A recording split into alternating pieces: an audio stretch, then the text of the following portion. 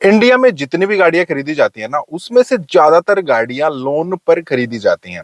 और लोन को लेकर काफी सारे लोगों का आज भी नजरिया थोड़ा सा अलग है। उसमें इंटरेस्ट रेट किस हिसाब से कैलकुलेट होता है, उनको हम देखते दूसरे नजरिए से है, होता वो दूसरे कुछ तरीके से है। बहुत सारे लोग ये सोचते हैं यार हम लोन को ना जल्दी क्लोज करा देंगे, चलो एक दो साल चलता रहेगा, उसके बाद क्लोज करा देंगे, हमारा इंटरेस्ट वगैरह जो है बच जाएगा। तो वहां पर भी हम गलती कर देते हैं। कब हमें लोन जो है क्लोज करा देना चाहिए, कब लोन क्लोज नहीं कराना चाहिए, जल्दी पेमेंट कब करनी चाहिए, लेट पेमेंट, लेट तो खैर नहीं करनी चाहिए। तो आज ना उन सब चीजों पर थोड़ी सी बात करेंगे। इंटरेस्ट रेट 0.5% भी कम या ज्यादा हो जाता है तो हमारे लोन पर कितना फर्क पड़ जाता है, उन सब चीजों की हम बात कर रहे हैं ताकि आपको चीजें थोड़ी सी क्लियर हो जाए। हेलो, मेरा नाम है अमित और आप देख रहे हैं डेली लाइफ। सबसे पहले हम बात करते हैं कि इंटरेस्ट रेट कैलकुलेट कैसे होता है। अब हमें बहुत सारी जगह पर हम कहीं पर भी पता करते हैं ना, तो बताएंगे आपका जो रेट ऑफ इंटरेस्ट है वो 9% का लगेगा, 9.5% का लगेगा, 10 का लगेगा, कुछ भी है, XYZ जो भी परसेंटेज वो बता रहे हैं। तो वहां पर काफी सारे लोगों को मैंने देखा है वो कैलकुलेट करना शुरू कर देते हैं। यार अगर मैं 1 लाख रुपए का लोन ले रहा हूँ, 1 लाख को छोड़िए चलिए, लेकिन हम ना एक कैलकुलेशन के लिए 1 लाख लेकर चलते हैं। मान लीजिए मैंने 1 लाख का लोन लिया है, 9% पर बैंक मुझे बोल रहा है, तो क्या मुझे हर साल 9,000 रुपए इसका इंटरेस्ट देना पड़ेगा क्या? इस तरीके से काम नहीं होता है। ये चलता है रिड्यूसिंग बेसिस पर। रिड्यूसिंग कैसे? जैसे जैसे आप अपनी EMI भरते चले जाएंगे।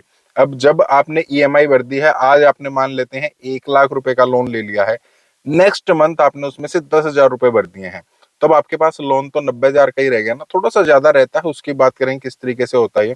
तो आपने जो पैसा भर दिया है अब उस पर आपका इंटरेस्ट नहीं लगेगा। जो बाकी पैसा बच गया है और जो बाकी टाइम बच गया है, क्योंकि टाइम भी तो अब 11 महीने का रह गया है, पैसा भी अब 1 लाख की बजाय 90,000 रह गया है, तो अब उस पर इंटरेस्ट लगता है। इस तरीके से इसको हम रिड्यूसिंग बेस बोलते हैं। अगर आप फ्लैट की बात करेंगे, जो लोन आपको 9 साढ़े 9% बताया जाता है, रिड्यूसिंग होता है, वो फ्लैट आपको 6 साढ़े 6% के आसपास लगता है। कैलकुलेट अगर आप करें, एक छोटी सी कैलकुलेशन मैं करके लाया हूं, आपको बताता हूं, आपको आइडिया हो जाएगा। अगर आप 1 लाख रुपए 5 साल तक लेते हैं, ठीक है, और लगभग 9% के आसपास लेते हैं, 1 लाख रुपए 5 साल तक आपने 9% पर लिए हैं, तो आपको लगभग 24,550 रुपए उसका इंटरेस्ट देना पड़ेगा रिड्यूसिंग बेसिस पर। 1 लाख रुपए लिए हैं आपने, ठीक है, 5 साल तक 9% पर। अगर 9% आप फ्लैट मानकर चलेंगे तो लगभग 45,000 रुपए बनता है, लेकिन रिड्यूसिंग बेसिस पर वही आपको 25,500 रुपए के आसपास बन जाता है। तो इस तरीके से जो लोन का इंटरेस्ट रेट है वो काम करता है।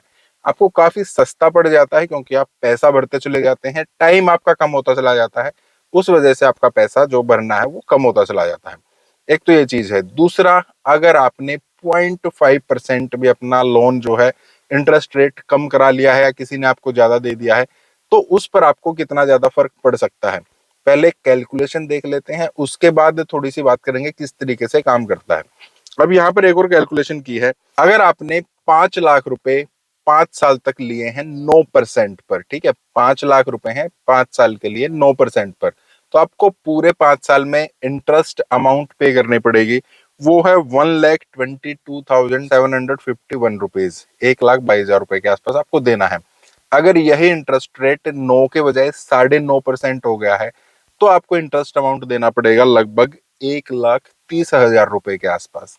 तो सिर्फ 0.5% से 5 लाख के लोन में 5 साल में 8,000 रुपए के आसपास आपको एक्स्ट्रा पे करना पड़ रहा है।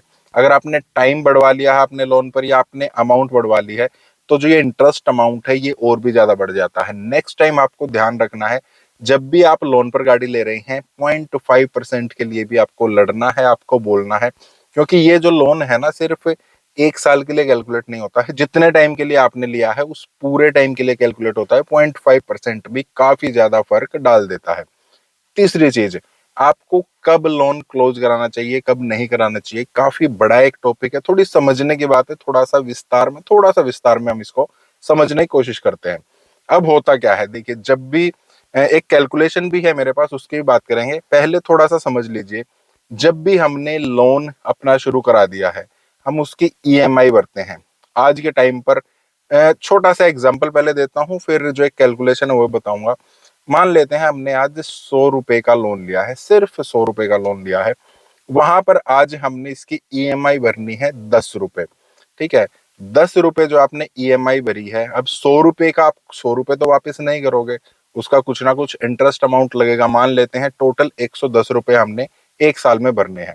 अब 110 रुपए को हमने 12 महीने में कैलकुलेट कर लिया है, और वहां पर आइडिया हम मान लेते हैं, रफली आप ये मानकर चलिए, आप 10 रुपए जो है हर महीने भर रहे हैं, 120 रुपए आपको टोटल भरना है। ठीक है, तो 10 रुपए जो आप भरेंगे ना, उसमें से 7 रुपए के आसपास तो आपको जो प्रिंसिपल अमाउंट है वो जाएगा, 3 रुपए जो है वो आपका ब्याज जाएगा, जो आपका इंटरेस्ट अमाउंट है वो जाएगा। नेक्स्ट जब आप 10 रुपए देंगे, उसमें आपका हो सकता है 7.5 रुपए जो है आपका प्रिंसिपल अमाउंट जाएगा, और 2.5 रुपीज आपका ईएमआई जो इंटरेस्ट है वो जाएगा। नेक्स्ट मंथ हो सकता है 8 रुपए आपका प्रिंसिपल जाए, 2 रुपए आपका इंटरेस्ट अमाउंट जाए। मतलब क्या है, जैसे जैसे आप ईएमआईज भरते चले जाते हैं, वैसे वैसे आपका जो प्रिंसिपल अमाउंट है वो आपका बढ़ता चला जाता है, जो इंटरेस्ट अमाउंट है वो कम होता चला जाता है। थोड़ा सा और इसको समझने की कोशिश करते हैं, ये कैलकुलेट होता कैसा है समझ लेते हैं थोड़ा सा। देखिए, आज आपने 100 रुपए इनसे ले रखे हैं, किसी से भी लिया है आपने, बैंक से आज 100 रुपए ले रखे हैं, तो आज जो भी आप उनको पैसा दे रहे हैं वो आपको 100 रुपए के ऊपर इंटरेस्ट अमाउंट देना है। ठीक है, 100 रुपए के ऊपर आपको इंटरेस्ट अमाउंट देना है। अब आपने उनको 10 रुपया दे दिया, 10 रुपए दे दिए हैं, अब 90 रुपए आपके बच गए हैं, तो 90 रुपए पर आपको इंटरेस्ट अमाउंट देना है, फिर 80 रुपए पर इंटरेस्ट अमाउंट देना है, फिर 70 रुपए पर इंटरेस्ट अमाउंट देना है। लेकिन बैंक इस तरीके से कैलकुलेट करते ही नहीं है, वो आपकी एक ईएमआई बना देते हैं। आपको सिर्फ इतना समझना है, आपकी जब भी ईएमआई जाएगी, आज पहली ईएमआई है ना, इसमें जो आपको मेन अमाउंट देना, जो आपको प्रिंसिपल अमाउंट है वो आपका कम जाता है, इंटरेस्ट अमाउंट आपका ज्यादा जाता है। जैसे जैसे आपकी ईएमआई खत्म होती चली जाएंगी, वहां पर इंटरेस्ट अमाउंट कम होता चला जाता है, प्रिंसिपल अमाउंट ज्यादा हो जाता है। इसका आपको प्री क्लोजर, या आप जल्दी क्लोज करना चाहते हैं लोन, वहां पर क्या फायदा क्या नुकसान होता है, कैलकुलेशन थोड़ी सी देखिए, सिर्फ इसको बंद करते हैं फिर। एक कैलकुलेशन है, अगर आपने 5 लाख रुपए लिए हैं 4 साल के लिए 9% पर, ठीक है, तो पहले साल, सिर्फ पहले साल की हम बात कर रहे हैं, ईएमआई टोटल 5 साल के, टोटल 4 साल के लिए बनती है इसकी 12,443 रुपए की ईएमआई बनती है। पहले साल, पहले 12 महीने में आप टोटल अमाउंट पे करेंगे लगभग 1,49,316 रुपीज। ठीक है, इसमें से जो आपकी मेन अमाउंट, जो आपने 5 लाख रुपए का लोन लिया है, उसमें से आपका जो प्रिंसिपल अमाउंट है वो जाएगा लगभग 1,08,000 रुपए के आसपास, और जो इंटरेस्ट अमाउंट है ना वो जाएगा 40,000, 40,500 रुपए के आसपास। आपने 1,49,000 रुपए से भरे हैं, उसमें से लगभग 40,000 रुपए के आसपास आपका सिर्फ इंटरेस्ट अमाउंट गया है। नेक्स्ट ईयर ये इंटरेस्ट अमाउंट कम हो जाएगा, जो 40,000 है ना, हो सकता है वो आपका 30,000 इंटरेस्ट जाए। तो कहने का मतलब क्या है, अगर आपने लोन लिया है और उसके पहले 2 साल में अगर आप प्री क्लोजर कर रहे हैं, तो आपको फायदा हो सकता है। अगर 2 साल के बाद, 5 साल के लोन में हम बात कर रहे हैं, 5 साल या 4 साल है, अगर उसके बाद आप लोन क्लोज कर रहे हैं ना, तो आपको इतना ज्यादा फायदा नहीं होने वाला है, क्योंकि आपका इतना ज्यादा इंटरेस्ट अमाउंट नहीं बचा होगा। वहां पर प्री क्लोजर चार्जेस भी आपको देने पड़ेंगे, प्रिंसिपल अमाउंट ज्यादा बचा होगा, उसके ऊपर 2-3% आप देंगे, तो वो इतना ज्यादा फायदा आपको नहीं करता है। तो प्री क्लोजर भी आपको, अगर 5 साल तक का लोन ले रखा है ना, तो पहले 2 साल में करना चाहते हैं कर लीजिए।